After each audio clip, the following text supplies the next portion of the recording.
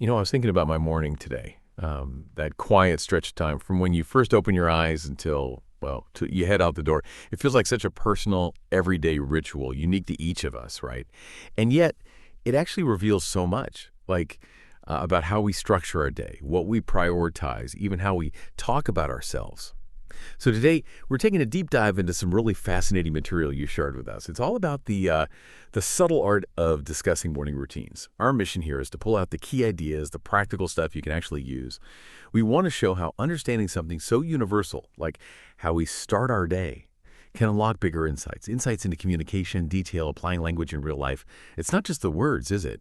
It's the stories they tell. Exactly. And what's really insightful about this particular material is how it subtly teaches us about framing. It's clever. The way it presents these routines isn't just, listing actions. It's about how the words we choose, like calling one chaotic or another organized, they aren't just labels. They actually shape our perception, maybe even our approach to the rest of the day. It's a really neat way to unpack something that seems so simple on the surface. Absolutely. That framing idea is powerful. Okay, so let's jump right in then.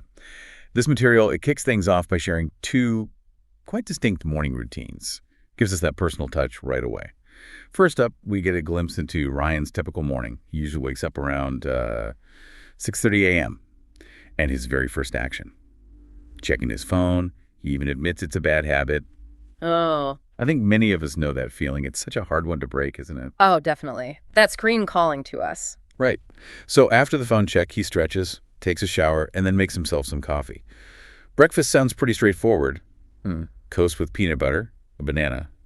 Though sometimes he says he'll make oatmeal if he has a bit more time. Okay, standard enough start for many people. Yeah, seems pretty typical. But now, contrast that with Maya's routine, it sounds like. Well, a completely different world, almost. She tries to wake up by 6:30 a.m., spends about 10 minutes doing either yoga or some deep breathing exercises. Very intentional start. Totally. Then she makes a smoothie, thinks it's usually banana, spinach, almond milk. After that, it's a quick shower, getting dressed, and she aims to start work by 8 a.m. It's really interesting how the material immediately sets up this contrast, isn't it? Ryan's routine, which he himself calls chaotic, versus Maya's, described as super healthy and organized. It makes you pause and think, though. Is chaotic always bad? Maybe it implies a flexibility that Maya's super structured day doesn't have. That's a great point. It's not just the actions, it's the attitude towards them, like you said. Exactly. And these personal details, they don't just paint a picture, they make the information so much more relatable. You instantly start comparing, thinking about your own morning rhythm. Yeah, definitely. As you hear these, what bits resonate with your own mornings? I have to say, that phone habit Ryan has, yeah, that hits a little too close to home for me. Right. And I think that relatability is exactly what the material uses next. It sort of hooks you with the personal stories and then pivots to the language we use to describe it all. Speaking of language, yeah, after setting that scene with Ryan and Maya, the material shifts gears, gives us some really practical language insights for talking about our mornings. Think of it like a toolkit, for actual conversations. It highlights these core phrases first. They're pretty straightforward, but super useful building blocks. I wake up I brush my teeth, I take a quick shower. The basics. Right. I get dressed. Right. I eat breakfast. I pack my bag. And I leave for work school at. Simple stuff. And it's easy to overlook how vital those simple blocks are. They provide the basic structure, the sort of universal anchors for describing this part of the day, allows us to then layer on more complex stuff. Exactly. Because then it takes it a step further, like you said. Yeah. It introduces what the material calls natural expressions, those little phrases that add so much more color, more personality to the conversation. Ah, yes. This is where it gets richer. Things like, I hit the snooze button, guilty. Or, I'm not a morning person, definitely guilty. Also, I need my coffee to function. Yep. I get ready in a rush, and the opposite, I take my time in the morning. See, this is where the nuance really comes in. These natural expressions, they're tapping into what, well, linguists might call more idiomatic or colloquial language. They don't just state an action. They convey feeling, personality, a whole vibe about the morning experience. Totally. Saying, I need my coffee to function tells you so much more than just, I drink coffee. It's like a whole state of being is wrapped up in that phrase. It really is. And the material gives some good advice here, too. It says, basically, to build fluency, you've got to use these phrases actively. It suggests trying them in your own sentences, maybe talking to yourself sounds odd, but it works, or recording your voice, or just chatting with a friend. The core idea is repetition. Makes sense. That repetition builds the fluency, makes these phrases feel natural, like second nature. It helps you master that art of self-description, really. It's interesting. How might incorporating just, say, one or two of these expressions change how you talk about your own morning, even if it's just in your head? For me, just admitting I'm not a morning person kind of changes the whole feel of explaining my routine. Right. It gives context immediately. It manages expectation. Exactly. Okay, so we have the personal stories, we have the language toolkit. Now let's talk about putting it into action. This material provides a really neat little mini conversation example, shows how these phrases actually come alive in, real interactions. So the example dialogue goes something like this. Good morning. You look fresh today. Nice opener. Observation. Yeah.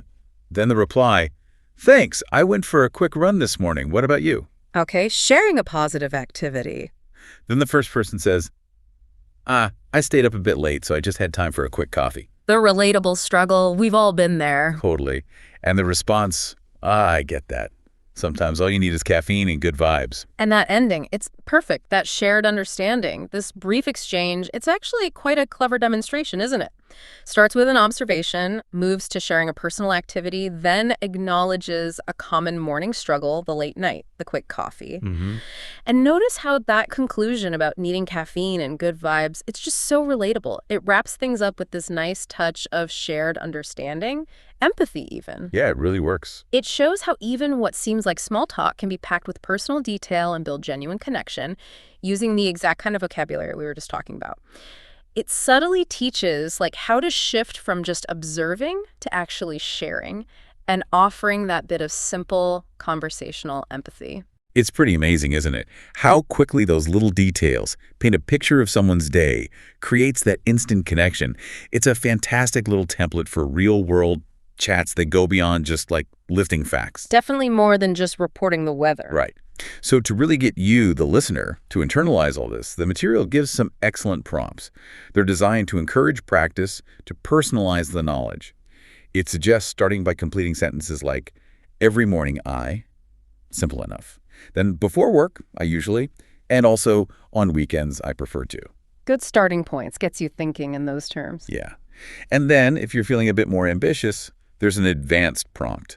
Explain what you would do on a perfect morning. Ah, the perfect morning. Now, the power of prompts like these, especially that last one, it goes way beyond just language practice, I think. It's really an invitation for some genuine self-reflection. How so? Well, trying to articulate your perfect morning, it isn't just about finding the right words or grammar. It forces you to clarify what you actually desire, doesn't it? To understand your ideal rhythms. And maybe, just maybe, it helps you spot small, actionable changes you could make to your current routine to get a little closer to that ideal. That makes a lot of sense.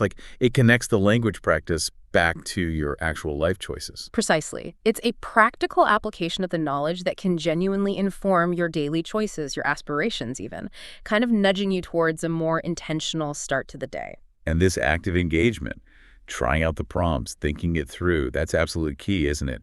To truly internalize these insights, make them part of your own understanding, not just something you heard us talk about. Couldn't agree more. It's about making the knowledge your own. So wrapping this up, what's the big takeaway from this deep dive? I think it's that understanding and articulating something as seemingly mundane as a morning routine offers this really rich opportunity. An opportunity for building confidence, for connecting with real-world context.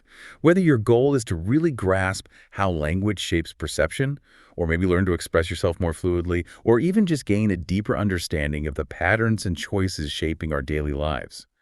These seemingly small details, well, they contain surprising depth. They really do. And that leads to, I think, a really important question for you to consider, sort of moving forward.